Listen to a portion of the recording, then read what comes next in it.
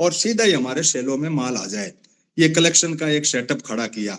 Private player को कहा आप जाओ फार्म गेट पे, किसान के गेट पर जाओ, फार्म हाउस पे, और आप वहां से माल कलेक्शन करो और लेकर के आओ और साइलों में डालो और फिर एक्सपोर्ट का करो। एक्सपोर्ट की दुनिया की जो फार्म प्रोड्यूस था उसके अंदर ऑर्गेनिक का सिस्टम था। केमिकल खेती के मामले में इन्होंने कह दिया आप ऐसा करो कि ऑर्गेनिक खेती करिए, और ऑर्गेनिक खेती के अंदर आप लोग जो है वो एंटर हो जाइए, और हम लोग जो है इस तरह से ढांचा बना रहे हैं जो एक्सपोर्ट करेंगे। अब जो कलेक्शन करने का जो ढांचा था वो दो तरफा था। पहला तो कंपनी के कानून के तहत था, जिसको 3 कानून भी आए थे, फिर भी अभी एंट्री भी है कंपनी की। कुछ कंपनियां हैं जो प्राइवेट प्लेयर के नाम से आपके खेत तक जाएगी और आपका माल इकट्ठा करेगी। कुछ सहकारिता का ढांचा है जो अपने आप में आने वाले टाइम में आपके भारत के अंदर विशेष तौर से, जिसको मैं बार बार मल्टी स्टेट कोऑपरेटिव के नाम से पिछले 3 साल से कह रहा हूं कि ये सरकार कोऑपरेटिव पूरा ऐसा सेटअप खड़ा कर दिया है जिसमें जैसे पंचायतें लड़ रही है उसी तरह हमारे में से कुछ दलाल उधर सेटअप हो जाएंगे, कुछ यहाँ होंगे, हमारे माल की बिना कोई इस तरीके से करके ये कलेक्शन कर लेंगे। ये फिलहाल व्यवस्था शुरू हो चुकी है। बराबर भारत में 2 किसानों का ग्रुप चलता है। कुछ अपने तरीके से बात कहते हैं कि देखो ये गवर्नमेंट की पॉलिसी सही है, कुछ इधर ये कह रहे हैं कि हम मंडी में जाएंगे एमएसपी, और वो लड़ाई लड़ रही है। कुल मिला के फ्रेमवर्क लागू हो चुका है और शैलो बन चुके हैं, और किसान रेल बन चुकी है। उड़ान के नाम से हवाई जहाज से पेरिशेबल आइटम बन चुके हैं। अडानी जी के पोर्ट 7 हैं, उनके मार्फत ट्रांसपोर्टेशन हो चुका है। कुछ नदी और नाले हैं, उनके अंदर छोटे छोटे वाटरवे बना करके इन्होंने जो है माल का ट्रांसपोर्टेशन, लॉजिस्टिक ट्रांसपोर्टेशन शुरू कर दिया है। ये सारा गति शक्ति योजना जो है इसके तहत इन्होंने सारा ढांचा इस भारत में 2016 के बाद में हो चुका है। हम टाइम टू टाइम लोगों तक ये बात पहुंचाते रहे हैं कि वस्तु स्थिति का डायरेक्शन चेंज हो चुका है। ये तुम पुराने सिस्टम से जो आप लेके बैठे हो कि मंडी में माल आएगा, मंडी से हम विकास कराएंगे, ये वो बात दूर की कोड़ी हो चुकी है। इन सारी परिस्थितियों के अंदर भारत का किसान कहाँ खड़ा है? खेत में है। खेत के पास एक प्राइवेट प्लेयर भी आ रहा है। गवर्नमेंट की मंडी तो अपनी जगह स्थापित है ही, और कंपनी भी आ रही है। सहकारिता वाले जो है वो भी आ रहे हैं, दोनों आ रहे हैं। अब सहकारिता वाला मामला जो है अपने आप में यूनिक है। सहकारिता के चुनाव है, चुनाव के तहत आपको कुछ लोनिंग है, लोनिंग के तहत आपकी जमीन भी गिरवी रखने की, वो एक अलग ही तरह का ढांचा है। कोऑपरेटिव जो प्राइमरी एग्रीकल्चर क्रेडिट सोसाइटी है उसका एक ढांचा एकदम गांवों में स्थापित हो चुका है। मेरे कई गांवों में मैं घूमा हूं, कई जगह लग रहे हैं, एस्टेब्लिशमेंट हो रहे हैं, और आपके डेटा जो है पूरे के पूरे डेटा आपके कलेक्ट हो चुके हैं। कितना माल है, क्या है, किस तरीके से, सारा ढांचा बन चुका है।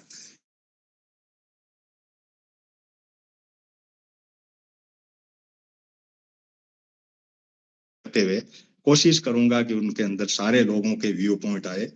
इस ढांचे में सीधी साधा सवाल ये बनता है कि फार्म पे आए, हम उसको माल दे दें, जो भी भाव मिले या नहीं मिले, एमएसपी की कोई विवाद है नहीं।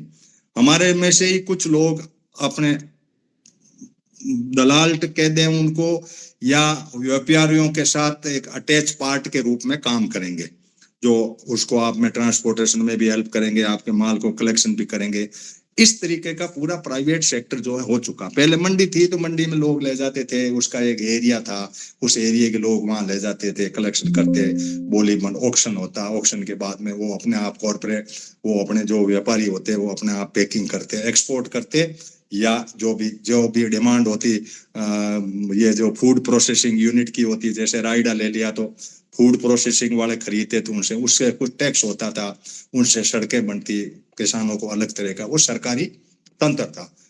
इन्होंने फिर उस सरकारी तंत्र में दखल दे करके मंडियों को भी अपने कब्जे में ले लिया। अभी तक लोग इस बात को समझ नहीं पाए हैं, जो इन्होंने बनाया ना फ्रेमवर्क, उसके अंदर मंडी भी सेंट्रल गवर्नमेंट के अंडर में इनके पास चली गई है। जो एग्रीकल्चर का फ्रेमवर्क जो बना है उसके अंदर ये कह रहे हैं हम छानने के दूर से या इस तरह के कई ऐसे लगाएंगे हम पीपीपी योजना के तहत। ये पूरा ढांचा मैंने आपको बताया, ये एक नई व्यवस्था मार्केटिंग की, विपणन की खड़ी हुई, और इसके अंदर एक्सपोर्ट का माइंडसेट इन्वॉल्व है, और जो लोग इसमें हैं पूरी कृषि को कुछ ही लोगों के हाथ में मार्केटिंग के तौर पे, कुछ ही लोगों में मैं ये सीधा कह सकता हूँ कि अडानी के हाथ में टोटल, क्योंकि वो पूरा इंफ्रास्ट्रक्चर उसके पास है, इसलिए उसके हाथ में मान रहा हूं मैं कि साइलो उसके पास है, लॉजिस्टिक सिस्टम उसके पास है, और बंदरगाह उसके पास है, और एक्सपोर्ट के नाम पे उसके पास है।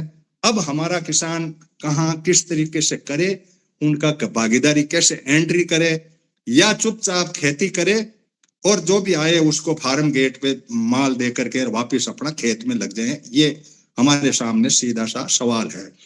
तो मैं पहले नेपाल सिंह जी यूई से जुड़े हुए इनको ले लूं, फिर फूल कुमार जी को ले लूं।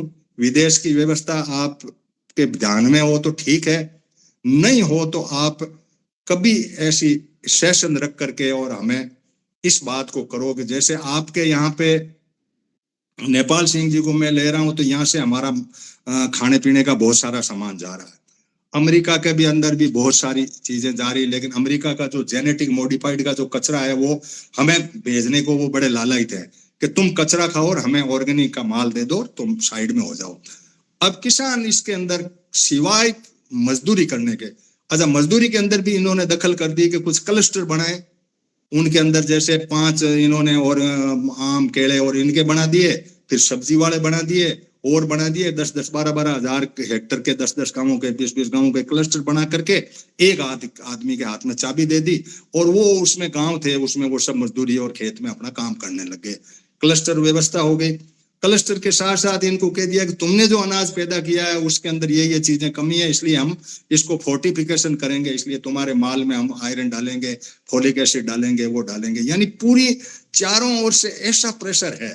और इस बीच में इनको रिलैक्स करने के लिए 5 किलो अनाज और कुछ लिक्विडिटी के तहत बैंक के लोन है। अब इन सारी परिस्थितियों में किसान की मैंने आपको बता दी कि किसान, अब किसान की परिभाषा हमने वीरेश जी और हमने वहां बागपत के पास जो सबका गांव था वहां हमने बांटी, और कुछ लोग आए थे वहां काफी और कहा।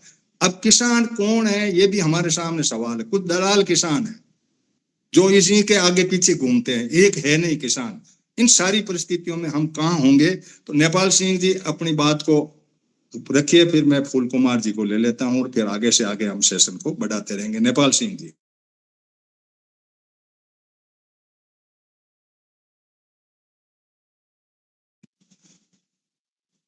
मेरे ख्याल से जुड़े हुए तो हैं नेपाल जी, मुझे ऐसा लग रहा है, वापस देखूं मैं। नमस्कार जी। हाँ हनुमान जी, नमस्कार। मुझे आप 10 हाँ मिनट दीजिए, मैं अभी थोड़ा सा एक उसमें सुन रहा हूँ, मैं वापस आऊंगा, लेकिन सुन रहा हूँ मैं अभी, थोड़ा सा एक काम आ गया। आप तब तक दूसरे स्पीकर को ले लीजिए प्लीज। Thank you.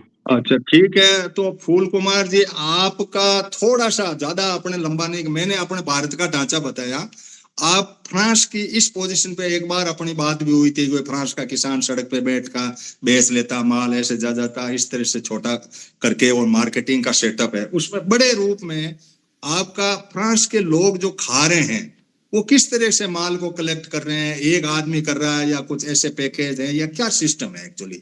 जैसे हमारा पूरा सेंट्रल जो चाहे कोऑपरेटिव से जा रहा है और चाहे कंपनी से जा रहा है, दो मेथड है। कोऑपरेटिव का ढांचा तो इन्होंने इसलिए खड़ा कर दिया कि कंपनी में लड़ाई हो गई है, अपन लोग मातापोड़ी करने लग गए कि कंपनियों को करेंगे ना, अडानी से भिड़ेंगे, तो अडानी तो कंपनी है वो तो साइड में हो गया। अब कोऑपरेटिव वालों को धंधे लगा, देखो कितनी बड़ी इसके अंदर एक चाल है मोटी सी, कि कोऑपरेटिव वालों को मैदान में छोड़ दिया कि तुम लाओ फार्म गेट से माल, कहाँ लाओगे? मेरे गोदाम में ले आओ, फिर मैं कंपनी हूं इसलिए इसको मैं आगे बढ़ाऊंगा। अब यहाँ दोनों से उनको लिंकअप कर दिया, मतलब पहले जो ही ये बात चली कि भाई कोऑपरेटिव वाले लोगों को लॉन्च कर दिया, अमित शाह ने बागडोर संभाल ली, मल्टी स्टेट कोऑपरेटिव का बिल बना करके मैदान में उतर लिए। इन सारी परिस्थितियों में फ्रांस का कोई ढांचा आपके ध्यान में हो तो किस तरीके से ये लोग मार्केटिंग का सेटअप है वहां हमें करें, फिर मैं बाकी साथियों को लेता हूँ। हाँ जी सर, नमस्कार आप सभी को। नमस्कार अभिमान सर। यहाँ तो सिंपल है जी, सिस्टम जो फ्रांस का है, यहाँ तो कैप लगी हुई है। कैप ये है कि कॉरपोरेट की अपनी लिमिट डिफाइंड है और फार्मर्स की जो अपनी ग्रुप्स हैं, यूनियंस हैं, उनका अपना सेटअप है। तो ये आपस में इंटरफियर नहीं करने देते, क्योंकि ये पावरफुल भी हैं और ये इनको यहाँ पे जो गवर्नमेंट का सिस्टम है, चाहे किसी की गवर्नमेंट आ जाओ, उसको चलना कॉन्स्टिट्यूशन के हिसाब से ही। और ये वाला सिस्टम जो गदर फंड अपने यहाँ हो रखा है, एक अडानी या अंबानी टाइप में किसी एक को सौंप दो सब कुछ उठा के, ये मॉडल अपने आप में निराला है, धरती पे ये कहीं नहीं मिलेगा, सिर्फ वहीं है ये। और ये हम सब जानते हैं, जो भगत कैटेगरी है उनका सारा सिस्टम है ये, और वही जो गोलवल करना लिखा हुआ था ये वही इम्प्लीमेंट कर रहे हैं। लेकिन ये सारे का सारा हिस्टोरिकल बैकग्राउंड जो है ना, वो समझ में आता है कि कहाँ से निकलता है। इन्होंने 70 साल हुए नहीं आजादी के, वो डाक के 3 पात ये उल्टे उछेरा बजा लिए, जड़ा इनका थप्पड़ मारे कोई बात है तो ये। फिर मैं तो इसको बल्कि जो अटैक है ना ट्रम्प का, इसको मैं 1761 की जो पानीपत की लड़ाई थी ना, उसमें जैसे वो अब्दाली का गए पेशवे घुटने टेके थे, मैं बिल्कुल एज इट इज मानता हूँ इसको। ये 50-100 साल लगा के पूरा हंगाला के अपना सेटअप खड़ा करते हैं, फिर कोई अब्दाली या ट्रम्प आता है, इनका थप्पड़ मारता है और इनका सब कुछ खोस ले जाता है। अभी देखना, ब्लैक रॉक ने अडानी की कंपनी के बहुत सारे शेयर और जो मार्केट है वो कैप्चर कर ली है। और दूसरा एक और बता दूं, आप लोगों को शायद खबर आ भी गई होगी, पंजाब में अग्निवीर की बजाय वापस नॉर्मल भर्ती स्टार्ट हो चुकी है फौज की। अपने यहाँ अब तक मतलब जिस भी वजह से नहीं आ रही, लेकिन पंजाब में लुधियाना में खास तौर से घर घर जा करके बोल रहे हैं भाई रेगुलर भर्ती करेंगे, आ जाओ। क्यों? क्योंकि इनको ये भनक लग चुकी है कि ईब हमने चाइना दबेगा, और तारी सारी जो हरकतें थी फालतू की एक्सपेरिमेंटा की, सारी तारी फौज खाली पड़ी है, भर्ती कर लो टाइम रहते हैं। तो वह स्टार्ट हो चुकी है जल्दी से, मेरे ख्याल से वो अपने नीचे वाले जो एरिए हैं, हरियाणा, राजस्थान, वेस्ट यूपी, आड़े को भी मेरे ख्याल से स्टार्ट होगी। तो सर बहुत उस पे खेल रहे हैं लोग।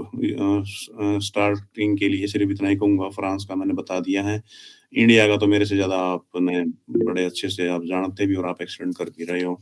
बाकी फिर जो है लास्ट में देखेंगे जब और ओपिनियन चलो आप लोगों ठीक है फूल भाई, बढ़िया आपने अपनी बात कही। ब्लैक रॉक के नाम से अभी वीडियो आया है, मैंने कई लोगों को शेयर भी किया है। इसने अडानी की चोटी पकड़ी बताई, पूरा तंत्र अपने हाथ में लिया। क्यों? दुनिया में देखो ट्रेड वार बहुत खतरनाक तरीके से चलता है, सारा लूट ले और जाएगा इनका जो बना जैसे हाँ पीछे लूटते रहे ना, अब्दाली ने लूटा हो, चाहे उससे पहले गोरी ने लूटा हो, मतलब 150 साल लगाएंगे ये सिस्टम खड़ा करेंगे और बाहर से कोई नहीं कहेगा, जो भी लूट ले तरीके जाएगा। से हो, लेकिन आम आदमी के खून पसीने का पैसा लग के इंफ्रास्ट्रक्चर खड़ा करके एक आदमी को माल सौंपा, और उस आदमी से कोई तीसरा आदमी माल छीन के ले गया, ब्लैक रॉक नाम से आदमी आया। तो ये एक बड़े सवाल हमारे सामने है, तो इसलिए मैंने ट्रेड वार से शुरू किया। फिर लोकल मैंने आपको बताया कि ये ढांचा हमारे यहाँ है। हम कंपनी वालों ने कोऑपरेटिव सिस्टम से लोगों को खेत में भेजा, अनाज इकट्ठा करवाया, साइलों में भरा, भरने के बाद में इंटरनेशनल मार्केट का सेटअप आया, और उसमें इतने बड़े व्यापारी आए कि इनका माल लेके भागे। अब भारत का किसान जो है ये अलग ही मांग और अलग ही तरीके की माइंडसेट से अपनी लड़ाई लड़ रहा है। हम ट्रेड को जब तक नहीं, अब ये है कि मैं एक नेपाल सिंह जी आपने हाथ भी खड़ा किया और आपको ही बोलना, हमारे लोगों को कोऑपरेटिव के मार्फत ट्रेड में डाला।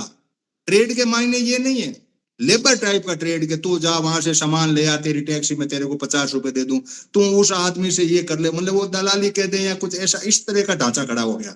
अब वो पूरा माल वहां जाएगा किसको? कंपनी के पास। कोऑपरेटिव के लोग हुए, कोऑपरेटिव में बॉडी है, ऊपर उनके बैठे हैं अध्यक्ष वगैरह, वो बैठे हैं, वो थोड़ा थोड़ा पैसा फेंक के नीचे लॉजिस्टिक सिस्टम से माल कलेक्शन कर रहे हैं। पूरे देश का माल दूध के रूप में या फूड प्रोसेस के रूप में जैसा भी है वो एक जगह जा रहा है। एक जगह जाने के बाद में ब्लैक रॉक जैसी बीमारी और जग गई। एक पीटर और था, उसने इस सतह को हिलाया जिसके पास डेटा है। ये सारे सिस्टम के अंदर हम क्या करें, ये बहुत हमारे सामने बड़े सीधे तिक्के सवाल है। नेपाल सिंह जी, आप यूएई में हैं, तो यूएई का पहले तो बता दें कि वहां एक्चुअल है क्या हम हैं वैसा ही है या कुछ अलग? तो सभी को नमस्कार। और इस बात की बड़ी खुशी है कि आप लोग जो है एक जो करंट टॉपिक है जो कि अलार्मिंग सिचुएशन क्रिएट कर रहा है हम सब के लिए, उसी को उठा रहे। मैं यूएई की बता देता हूँ जी। पहली तो बात ये है कि पहले 2 पॉइंट आपने रखे इसमें, एक जो वर्ल्ड ट्रेड वॉर है इसमें इंडिया कहाँ, तो मैं यूएई में देखता हूँ तो इंडिया कहीं नहीं है। तो पहले तो बात ये है कि हम इसमें है कहाँ, हमारी कैपेसिटी क्या है, ऑलरेडी एग्जिस्टेंस क्या है, हमारी कहीं नहीं है। तो ये जिसे कह देते हैं ना देसी भाषा में, दो जोटों की लड़ाई है, यूएसए और चाइना। बहुत स्ट्रॉन्ग हो रहा है। मैं चाइना को यहाँ देख रहा हूँ, एक एग्जाम्पल दूंगा आपको और एग्रीकल्चर से रिलेटेड ही है। यहाँ पर ब्रोकली आती है और स्पेन से या फिर ईरान से, फ्रांस से आती है, वो 25 दिरहम यानी कि अराउंड 650 रुपए पर किलो, 1 किलो की। अभी चाइना की आ रही है, मैं पिछले 1 महीना से देख रहा हूँ, मात्र 230 रुपए किलो। यानी कि चाइना एग्रीकल्चर सेक्टर में भी इतना आगे बढ़ चुका है कि ग्लोबल स्टैंडर्ड मीट करता है और 1/2 या 1/3 प्राइस पे आपको वही आइटम दे रहा है। यानी कि उसने मार्केट कैप्चर कर लिया है। तो ये तो पोजीशन मैं बता रहा हूँ, इंडिया कहीं नहीं है। तो ऐसी सिचुएशन में इंडिया को जाहिर सी बात है कि ना तो आइसोलेशन में होना है, ना दोनों झुट्टों के साथ में कोई से के साथ लग के अपने आप को पीसना है। तो वो तो हो गया खैर एक फॉरेन रिलेशंस या इंडिया की जो नीति होगी उसमें हम ज्यादा कुछ कर नहीं सकते। लेकिन हम अपने इंटरेस्ट को सेफ गार्ड करने के लिए एज ए किसान हम क्या करें? तो हमारे सामने अभी जैसे फूल कुमार जी ने बताया वही सिचुएशन यहाँ है। यहाँ लॉ एंड ऑर्डर है और लॉ एंड ऑर्डर है और उसमें अगर मान लिया कोई कानून बना हुआ है तो कॉरपोरेट है या कंज्यूमर है, उनके सबके इंटरेस्ट सेफ गार्ड रहते हैं। यहाँ मान ले एक शेर की लड़ाई है, एक खरगोश की लड़ाई है, तो उनके बीच में एक बाउंड्री है, वो क्रॉस नहीं कर सकते। तो खरगोश भी अपना आराम से हाँ भाई ठीक है, वो भी खूब अपनी जो बात कहनी है कहता है। इंडिया में प्रॉब्लम ये है कि सेफ गार्ड नहीं है। कॉर्पोरेट शेयर है, किसान जो है खरगोश की तरह, सेफ गार्ड उसको नहीं रखोगे, मिनिमम प्राइस गारंटी नहीं दोगे, लीगल गारंटी नहीं मिलेगी उसे खा जाएगा और वो खा रहा है। बाकी यही है कि इसका सॉल्यूशन आप लोग पहली मीटिंग में बहुत कर चुके हैं उसका। ये पक्की बात है कि इस टाइम वर्ल्ड जिस तरफ जा रहा है उसमें इंफॉर्मेशन टेक्नोलॉजी, आर्टिफिशियल इंटेलिजेंस का यूज बहुत ज्यादा हो रहा है। छोटे छोटे ऐप अब आप देखोगे थोड़े दिनों बाद में मार्केटिंग एप्स आएंगे, उन्हीं के थ्रू मार्केटिंग हुआ करेगी। ये दुकान भी बंद हो जाएगी थोड़े दिनों में जी, ठीक है। दूसरा यही है कि किसानों को अपनी cooperative buying and selling power बढ़ानी पड़ेगी। अगर ये आइसोलेशन में जा रहे हैं जो कि इनके सोशल स्टेटस से जुड़ा है, मैं हमेशा बोलता हूँ जी सामाजिक प्लेटफॉर्म सबसे बड़ा प्लेटफॉर्म होता है जो कि आर्थिक और राजनीतिक प्लेटफॉर्म को कैटर करता है। हम उसमें इतने पिछड़ चुके हैं कि हमारे तो परिवार ही नहीं बचे, 3-3 आदमियों के तो परिवार हो गए, तो हमारी क्या कोऑपरेटिव पावर रहेगी, बाइंग या सेलिंग पावर, कुछ भी नहीं।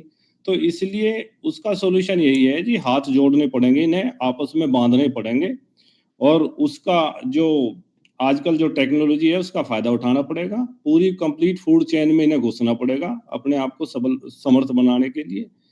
इसका फायदा उठाना पड़ेगा इन्हें। ये नहीं कि भाई कन्फ्रंटेशन नहीं, भाई हम तो ये नहीं करेंगे, नहीं भाई, फायदा उठाओ, जहां तक कन्फ्रंट कर सकते हो करो, लेकिन at the same time B plan होनी चाहिए उसका फायदा उठाने की। मैं यही कहना चाहूंगा। हाँ चलो, सुरेश जी को लेऊंगा, इसके पहले रामनारायण जी ने हैंड रेज किया है। और एक सवाल आपसे नेपाल सिंह जी मैं आपसे कर दूं कि आपने कोऑपरेटिव का जो सिस्टम है, ये कोऑपरेटिव का सिस्टम का सरकारी कोऑपरेटिव एस्टेब्लिशमेंट हो गया हमारे। हम चाह रहे थे कि ऐसा कोऑपरेटिव सिस्टम जो आधा अधूरा थोड़ा बहुत जनता का उसमें इन्वॉल्व था, जिसको अमित शाह जी ने एक मुट्ठी में ले ली कोऑपरेटिव को। हम चाह रहे हैं कि कोऑपरेटिव हमारे माइंडसेट से चले, अमित शाह जी और कॉर्पोरेट वो चाह रहे हैं कि हमारे माइंडसेट से चले। तो उन्होंने अपने लोगों को टॉप पे फिक्स कर दिया और नीचे हमें भगा दिया कि तुम माल इकट्ठा करो और तुम्हें कुछ कोऑपरेशन नहीं करना। कोऑपरेशन कई तरह से होता है। एक तो होता है कोऑपरेशन के भाई किसी आदमी को बारात में आए और उसको कहे तू तो पानी पिलार, दरिया बिचार, वो करो, जीवन हम जीमेंगे, वो व्यवस्था है। तो उसमें अब क्या कर पाए, भारत का किसान यहाँ फंसा हुआ है, दरी बिछाने वाले भी। ये आपने बहुत इंपॉर्टेंट पॉइंट कहा जी। इन्होंने क्या किया, कोऑपरेटिव जो चाहे एफपीओ चाहे कुछ भी जो कर रहे हैं कोऑपरेटिव लेवल पे, उसमें किसान को अपना हेल्पर बना के रख रहे हैं। जो भी हाँ जी, जो भी अपने आप को आगे बढ़ रहा है ना आजकल, जिनको भी मैं देख रहा हूँ, चलो एफपीओ बना लो, जो ये बना लो, यानी कि हम कहीं ना कहीं असिस्टिंग हैंड बन रहे हैं ना उनके। तो ये जो थॉट प्रोसेस है, जैसे आपके दिमाग में आया है, ये सबसे इंपॉर्टेंट पॉइंट है जी, यानी कि उनकी एक्सप्लोइटेशन प्रोसेस के हम जो है टूल बनते जा रहे हैं। तो ये एक सेकंड स्टेप होगा, लेकिन फर्स्ट स्टेप तो ये होगा कम से कम इस टूल के सहारे उनसे सीख लो, और सीख के उनका थप्पड़ फिर उनके मुंह पे मारो। लेकिन पहले सीखना तो पड़ेगा ना जी, अभी तो हम सीख ही नहीं पाए, अभी तो हम घुस ही नहीं रहे जी। ये चलो ये बात सीखने में हमारी एक पीढ़ी खप जाए तो खप जाए, हम मेहनत करें और उनके जैसे भी हैं दरिया बिछा के भी शादी का आनंद लें। ना ना ना ना ये लगा बिल्कुल, ये अपना दिमाग देखो, इस जगह मेरा ये हमेशा ये मानना होता है, आप जब तक इतनी ताकत में ना हो कि आप कन्फ्रंट कर सको, तब तक अपनी एनर्जी को वेस्ट नहीं करना चाहिए। चलो ठीक तब बात तक हाँ, बस मैं यही कहना चलो चाहता हूँ जी। हम चलो ठीक है नेपाल सिंह जी, आज बहुत सारे वक्ता हैं, मैं काफी लोगों को लेना चाहूंगा। सुरेश जी देशवाल, आप काफी इस चैम्बर में घुसे हुए हैं, आप सेटअप भी कर रहे हैं, मैंने पूरा वर्णन किया आपके सामने कि ये ढांचा पूरा पूरा खड़ा है। इंटरनेशनल 2 ढांचे यूएई और फ्रांस के अपन ने लिए। अब किसान, जैसे मैंने कहा भाई कोऑपरेटिव में है, लेकिन वही बात है कि शादी में दरिया बिछाने पानी पिलाने वालों की कैपेसिटी में हम कौन से स्तर पे कैसे करें। नेपाल सिंह जी का कहना भी सही है कि तुम जानते ही नहीं हो तो पानी पिलाओ, तुम्हें पता ही नहीं है, क्योंकि ज्ञान ही नहीं है तो और क्या करो। दरी बिछानी आती दरी बिछाए, कुछ तो होगा, कभी तो बाहर आएगी, कभी तो होगा जो तुम्हारा नंबर लगेगा। तो सुरेश जी देशवाल। सर नमस्कार। वही बात फिर आती है, आपका टॉपिक देख के बड़ा जो है ना सनसनी सी दौड़ती है पूरे शरीर में यार, बड़ा अच्छी बातें होती है, बड़ी अच्छी, लेकिन जाएंगे कहाँ से आ रहे हैं, क्यों जा रही है, हमें पता नहीं। अभी आपके दोनों वक्ताओं ने जो बात की, आपके टॉपिक का मतलब निचोड़ तो बता दिया उन्होंने। फूल ने बता दिया थप्पड़ मारेंगे और भगा देंगे, छीन लेंगे मोटी मोटी भाषा में। और नेपाल जी ने बताया जी कोऑपरेटिव करो, और या फिर अपनी सामाजिकता आपकी खत्म हो चुकी है। ये 3-4 चीजें ही आपकी खत्म हो चुकी हैं। अभी ये खूब ढूंढ लिया, आप भी ढूंढ रहे हो, मैं भी ढूंढ रहा, हम करें क्या, हम करें क्या। सर सही में हमारे पास करने के लिए कुछ नहीं मिल रहा है। और ये जो हमारा पॉलिटिकल सिस्टम है, और उसके अलावा इसमें एक और बांट दिया अभी जो माइथोलॉजी को बोलते हैं हिंदू, 65 करोड़ उसमें चले गए। तो सर बस नहीं, तो कोऑपरेटिव का देखो हो जाए तो बहुत अच्छी बात है, सामाजिकता भी खत्म हो चुकी है। और ये आपने कह ही दिया है कोऑपरेटिव पे उसने जो है ना अपने अमित शाह जी ने कब्जा कर लिया है, क्योंकि हमारे पास मेरी DN ठाकुर से बात हुई थी कि कोऑपरेटिव का इनका वो है। बात है, मैं कोऑपरेटिव का रास्ता बताओ, कोशिश की थी हमने हरियाणा में करने की, लेकिन एग्जैक्ट जो आपने कहा वही बात है कि आप कोऑपरेटिव में दरी बिछाओ और लोगों को जमाओ, आपका काम इतना ही है। तो प्लीज सर मैं फिर देखूंगा, बात दिमाग काम नहीं कर रहा है, हम करें क्या, ये इस पे मैं नहीं आप जा पा रहे, हम करें क्या। ये हम सबको पता है, हमें ये बीमारी हो रही है, वो बीमारी हो रही है, हमें ये हो रहा है, वो हो रहा है, करें क्या, ये किसी को निपटा लगे। तो मैं फिर देखता हूँ, प्लीज सर कैरी ऑन। चलो, लाडो फाउंडेशन के नाम से हैं शायद, लक्ष्मी क्या मैं नाम भूल रहा हूँ, अपना थोड़ा परिचय भी दे दें। और आप क्या सोचते हैं करो क्या के मामले में, पूरा ढांचा हमने बताया, मार्केटिंग होगा, ऐसे होगा। रॉक फिलर फ्रांस में उन्होंने, जैसे फूल जी ने बताया कि ब्लैक रॉक जो वो आ रहा है, ब्लैक स्टोन था इसके अंदर एक अंदर, तो उसका टुकड़ा टूट के ब्लैक रोज हुआ। अब ये लोग जो है इसको ही छीन रहे हैं, हम इस अंडारिंग वाले निकाल रहे हैं, वो एक नई बीमारी वहां से ऊपर से आ गई, बड़े 2 हाथियों की लड़ाई के अंदर। अब हम तो सिर्फ पैदा कर सकते हैं, इसके आगे वो भी भगवान भरोसे कितना हो क्या हो। तो लाडो फाउंडेशन अपनी कुछ विचार रखो, फिर 1 by 1 सभी को लेते हैं आज 2-2 मिनट 3-3 मिनट, फिर निचोड़ पे आते हैं। और फिर वीरेश जी आप तैयार रहना।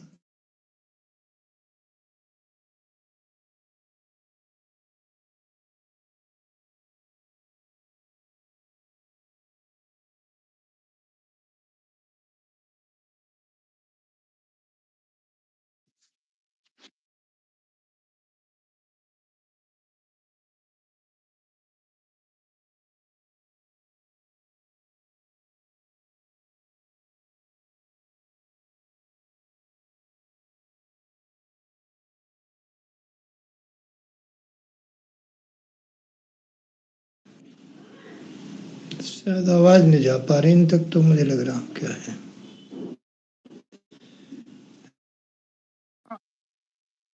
आ गई आवाज, आ गई। अच्छा, मेरी आवाज भी नहीं आई थी। हाँ वीरेश जी। जी, नमस्कार सभी को। आज अच्छी गैदरिंग है और ये एक अच्छा लक्षण है कि लोगों में जागृति है। मैंने कई जगह शेयर किया था इसको, तो उसके बाद ठीक है, अच्छा हुआ।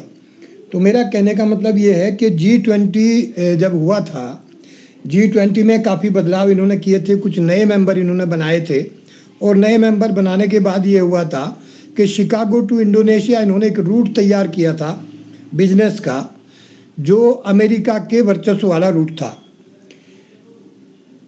यानी दो लड़ाई है, दो जगह लड़ाई है। एक चाइना की लड़ाई है, जो चाइना अपने पैटर्न पे पूरे सिस्टम को होल्ड करना चाहता है G20 के जरिए, और एक अमेरिका का होल्ड है जो बाइडेन के ज़माने में हुआ था। मैंने जो रूट बताया शिकागो टू इंडोनेशिया, भारत उसमें भी पार्टिसिपेट कर रहा था और इसमें भी। तो भारत जो है अपनी पॉलिसी क्लियर नहीं कर पा रहा, किसके साथ खड़ा है, कहाँ खड़ा है, कभी इनके साथ जाना, कभी उनके साथ जाना। तो सबसे बड़े नुकसान में भारत इसमें है और टारगेट पे भी भारत ही है। आपने बताया कि क्या रोल इसमें रहेगा। इसमें रोल भारत का 4 तरीके से होता है। एक तो ब्लू कॉलर जो है वो इंडिया में अवेलेबल है और उसके लिए पूरी तैयारी जो हमारी सरकार है वो पूरी तैयारी ब्लू कॉलर जॉब के लिए कर रही है। जो स्किल डेवलपमेंट का हमारे माननीय मंत्री जी लगे हुए हैं, फौज तैयार कर रहे हैं उस तरह की कि भाई ये किया जाए। दूसरा रॉ मटेरियल जितना एग्रीकल्चर का बेस का भारत में है, इतना शायद दूसरे किसी देश में नहीं है, तो इस कारण से भी इनकी इस पे नज़र है। तीसरा इंफ्रास्ट्रक्चर, जो एग्रीकल्चर के लिए इंफ्रास्ट्रक्चर है वो भारत में सबसे मजबूत और सबसे बढ़िया इंफ्रास्ट्रक्चर है।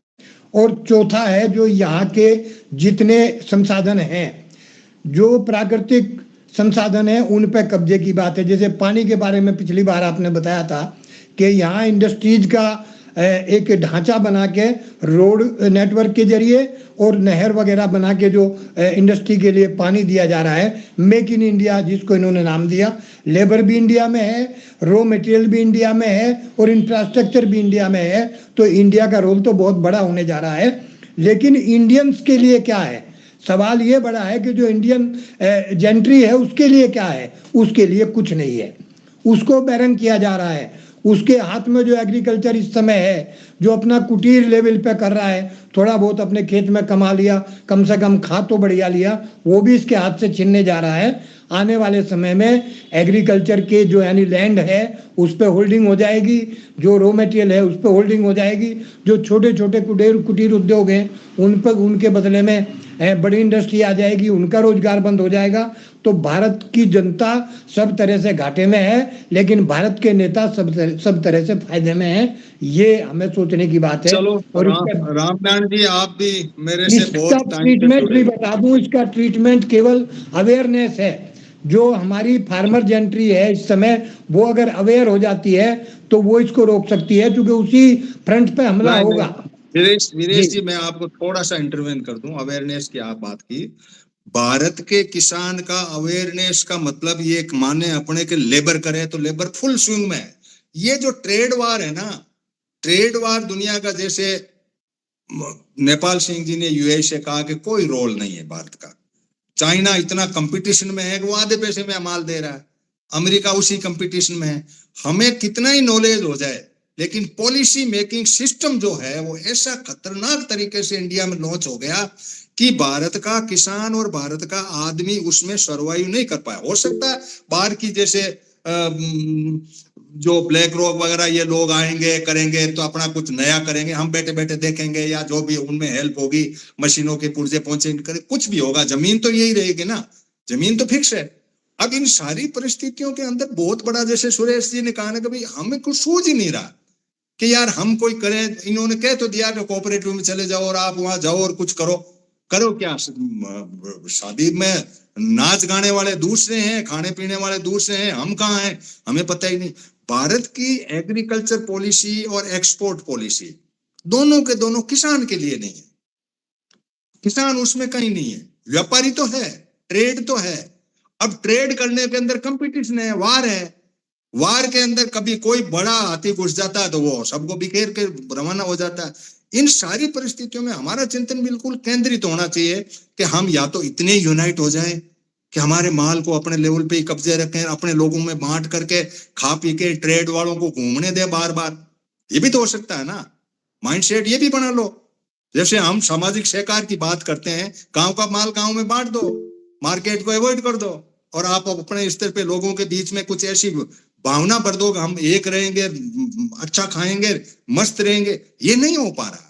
हाँ, नेपाल सिंह जी कुछ कह रहा है, 2 मिनट में कहिए, बाकी साथी भी काफी जुड़े हैं। हाँ जी, नमस्कार हाँ। जी। मैं 1 मिनट लूंगा। मैं ये कहना चाह रहा हूँ जी, हमारी लड़ाई 2 फ्रंट पे है। एक बड़ा भेड़िया है, एक छोटा भेड़िया है। बड़ा भेड़िया ग्लोबल भेड़िया है, और छोटा भेड़िया ये है जो ये बेईमान लोग बैठे हैं हमारे देश के अंदर, जो हाँ। उनसे हमारे माल को खाना चाहते हैं।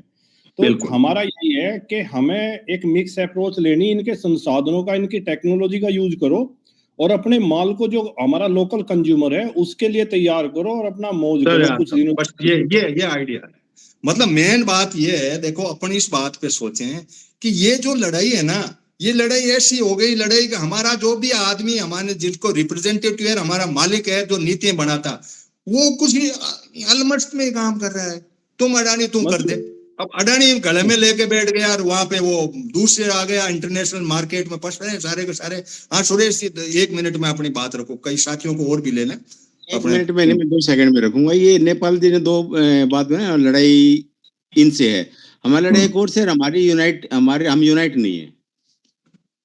हाँ, मतलब आपसी लड़ाई तो है ही, हम आपस में लड़ रहे हैं, तभी तो ये प्रॉब्लम खड़ी। सर, ये मेन लड़ाई है, और इस पे कोई बिल्कुल सही फोकस कह नहीं रहे हो हैं रहा, और ना इस पे बिल्कुल। कुछ हो रहा है। जिस दिन ये हो जाएगा उस दिन अपने आप सब सीधे पादर हो जाएंगे। प्लीज। हाँ, वो एकता को उस सीमा से रखना पड़ेगा। लड़ाई का मतलब हमें ये नहीं है कि किसी कंज्यूमर को हमें लूटना है या कुछ करना है, या हमें कोई बहुत बड़ा इस देश के अंदर कोई ऐसी व्यवस्था करनी है। लेकिन हमें ये है कि मेरा कंज्यूमर मेरा लाडला हो जाए और मेरे से चीज खरीदे, उसका प्रॉफिट मुझे डायरेक्ट मिल जाए। ट्रेड वाले बार बार घूमे चक्कर लगाते, मुझे भी दे यार, मैं बाहर भेजना चाहता हूँ, तो वो घूमते रहे। वो मॉडल नहीं आ पा रहा अपना।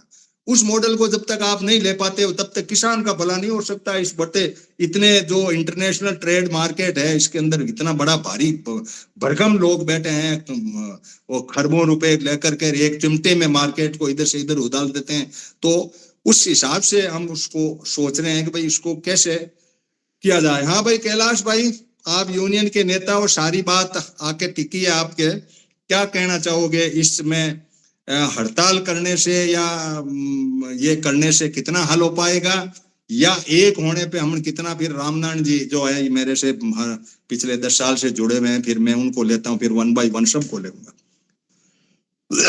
हाँ कैलाश भाई, आप यूनियन के नेता हो, अपनी कोई 2 बात रखो। चलो कैलाश जी कहीं बिजी होंगे, तो मैं सबको 1 बाय 1 लेना चाहूंगा। मेरे पहले रूप में मैं जयदीप जी मलिक जुड़े हुए हैं। आप इस ऊपर अपनी टिप्पणी करिए, क्या करना चाहिए? बाद में दशाराम जी छाबा, आप भी किसानों में काम करते हैं। Hello hello. हाँ बोलिए सर, आ रही आवाज। सर मेरा तो दिमाग ये कहता है कि जब तक सेंटर की सरकार आयोग नहीं बनाएगी ना, किसान आयोग। हेलो। हाँ हाँ बोलिए आप। सर जब तक सेंटर की सरकार किसान आयोग नहीं बनाएगी, जब तक किसान ऊपर नहीं उठ सकता। देखो आयोग की जो बात है जयदीप जी, आयोग राजस्थान में बना हुआ है, हमारे विशिष्ट मित्र हैं वो बने हुए हैं, वो बीजेपी का प्रचार कर रहे हैं, सिर्फ किसान का कम और गवर्नमेंट का। जो आयोग बनाते हैं ना, वो आदमी किसी पार्टी से लिंकअप होता है, तो वो अपने तरीके से काम करते हैं। हमें एकता के रूप में किस तरीके से ढांचा खड़ा करना है, कोऑपरेटिव माइंडसेट से, जो सरकारी कोऑपरेटिव से बाहर हो, और उसके अंदर हम एक नई व्यवस्था कैसे खड़ी कर पाए जिसको सामाजिक सहकार बात कहें। बंटी अंकल नमस्कार। नमस्कार भाई, फूल ठीक है? हाँ बढ़िया, पानी लाओ खेता में। हाँ खेता में पानी लाऊं था, फिर मैंने गांव घर में ठीक है सारे? हाँ सब ठीक है, बाकी मालिक ले लिया कुछ ज्ञान की बात में, भाई ने भेजा है लिंक। जुड़ा करो जरूरी है। चलो हाँ, सुरेश जी आप कुछ कहना चाह रहे हैं, अपनी बात को रख दें, नेपाल जी भी कुछ कहना चाह रहे हैं, फिर मैं बाकी साथियों को लेता हूँ। मेरा तो ये हैंड रेज ऑफ ऑन रहेगा, इसलिए कर रहा था मैं। दूसरा एक और अच्छा, एक अभी कह रहे थे ना भाई, ये आयोग की, ये और नोट कर लो, तो सरकारी बॉडी कोई भी किसान का हेल्प कभी नहीं कर पाएगी, ये कभी नहीं बिल्कुल कर लिख लो कहीं। हमें अपनी हेल्प अपने एकता के बलबूते पे बिल्कुल करनी ये पड़ेगी। क्लियर है, सरकारी चाहे आयोग है, चाहे कोई कमीशन हो, चाहे वो कोई बॉडी हो, कोई भी हो। बिल्कुल सही है। हाँ नेपाल जी आपने कुछ एंड्रेज किया तो अपनी हाँ, बात करो। मैं ये कहना चाह रहा था जी, हम लोग जो है ना थोड़ा सा फोकस्ड अप्रोच रखें। जो हमारा छोटा भेड़िया है, जो हमारे अपने लोग हैं ना देश के, जो हमें खाना चाहते हैं, ये है हमारे लिए इमीडिएट सीट, और उसका एक ही सोल्यूशन है, जो कोऑपरेटिव हम कह रहे हैं ना, कम्युनिटी कोऑपरेटिव कर दो इसको। मतलब ये इंडिविजुअल जो लेके जाते हैं, चाहे वो आयोग के मेंबर बन जाओ, चाहे वो इंडिविजुअल एफपीओ खोल दो, ये सारे सरकार के हेल्पिंग हैंड ही बनेंगे, टूल ही बनेंगे।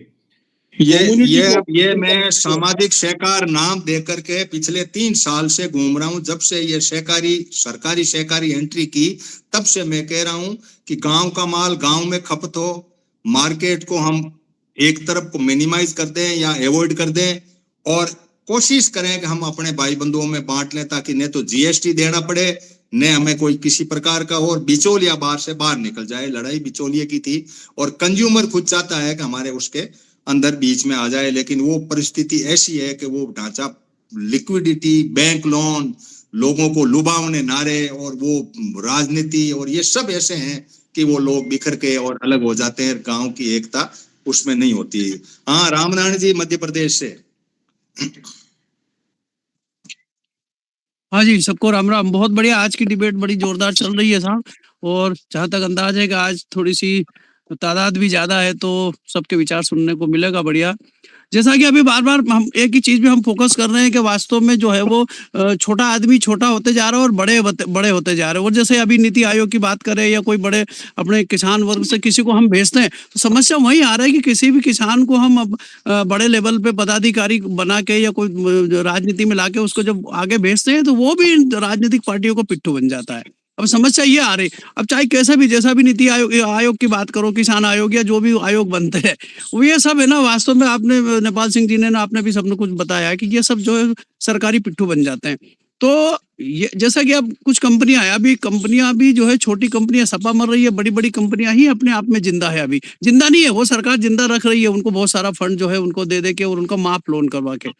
किसी भी लाइन में चले जाओ ऐसा, हमारी लाइन में, एग्रीकल्चर लाइन में, पेस्टिसाइड की लाइन में जो छोटी कंपनियां, वो सब मरे जा रही है, सब घाटे में सौदे चल रहे हैं उनके। और बड़ी कंपनियां बिल्कुल हवाई जहाज में घूम रहे, बड़े बड़े एयर कंडीशनरों में घूम रहे, क्योंकि उनका अरबों खरबों का लोन माफ हो जाता है, उनके पास बड़े बड़े सीईओ है, बड़ी बड़ी पकड़ है, उनका एक फोन पे चाहिए जैसा काम हो जाता है। तो ऐसी छोटी छोटी जो चीजें हैं, ये बात अभी घूम फिर के वही आ रही है कि हम करें तो करें क्या। वास्तविकता में हम जागरूक तो हो रहे हैं, लेकिन जमीनी बेस में हम इसका अब निराकरण की ओर जाना पड़ेगा साहब हमको, कि अब इसको जो है वो जानकारी तो करीब करीब अपने ग्रुप में जितने सबको हो चुकी है, ये हो भी रही है और बहुत बढ़िया हो रही है, लेकिन इसको अमल में कैसे अपने सामने